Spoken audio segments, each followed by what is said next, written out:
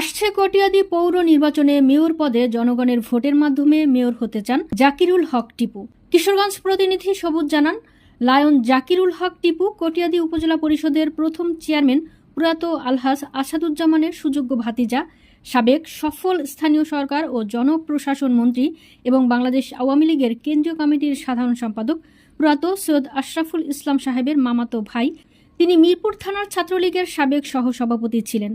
Netherland Awami লীগের senior সহসভাপতি ও Bangladesh Netherland কল্যাণ সমিতির ভারপ্রাপ্ত সভাপতির দায়িত্ব পালন করছেন। লায়ন জাকিরুল হক টিপু গণমাধ্যমকে জানান, তিনি কটিয়াদীর পৌরবাসীকে সঙ্গে নিয়ে কাজ করতে চায়। পৌরবাসীর সুখে দুঃখে অংশীদার হয়ে জাতির জনক বঙ্গবন্ধু শেখ মুজিবুর রহমানের সোনার বাংলা বিনির্মাণে অংশীদার হতে চান তিনি বলেন, মেয়র পদে নির্বাচিত হলে এলাকায় মাদক, ইফটিজিং, জুয়া নির্মূলের লক্ষ্যে কাজ করবেন। সবার সাথে মিলাপ মহব্বত আছে, কাজ করে তো আমরা অনেক কাজ হইব। ভাই আমাদের গ্রামে এলাকা খুব ভালো লোক, উনি লাগে সবাই কাটাকাটি করবেন।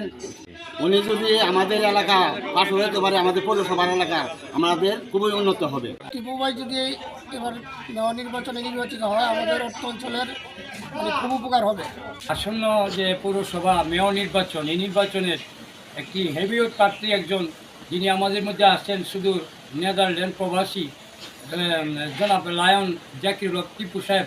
ওনাকে আমরা পৌরবাসী নির্বাচন করব এই কারণে, উনি একজন সাহসী তেজস্বী নেতা এবং উনি একটা ন্যায়পরায়ণতা তার মধ্যে আছে, এবং সে আশা করি আমাদের পৌরসভার সকল উন্নয়ন কাজে অগ্রগতি করতে পারবেন, কারণ তার বহু দূর পর্যন্ত তার হাত আছে। মন্ত্রী মিনিস্টার থেকে নিয়ে যে পর্যায় থেকে উন্নয়নের কাজগুলি আসে, সব পর্যায়ে তার যোগাযোগ আছে, এবং সে নেদারল্যান্ড আওয়ামী লীগের সিনিয়র সহসভাপতি এবং মিরপুর আওয়ামী লীগের ছাত্রলীগের সাধারণ সম্পাদক। আমি মোহাম্মদ জাকিরুল হক টিপু, সিনিয়র সহসভাপতি নেদারল্যান্ড আওয়ামী লীগ।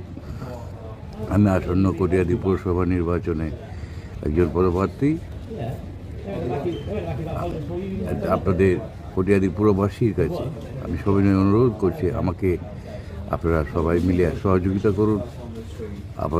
আমার জন্য দোয়া করবেন, যাতে আমি নির্বাচনে যদি আমি জয়যুক্ত হইতে পারি।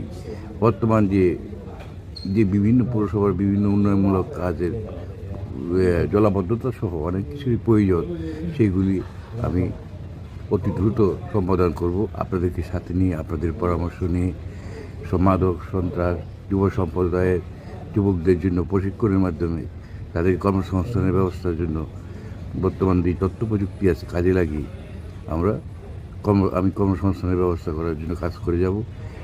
সর্বোপরি ন্যায় বিচার প্রতিষ্ঠার লক্ষ্যে, স্মার্ট পৌরসভা গড়ার লক্ষ্যে আমি কাজ করতে চাই। আপনাদের সহযোগিতা আমার একান্তই কাম্য।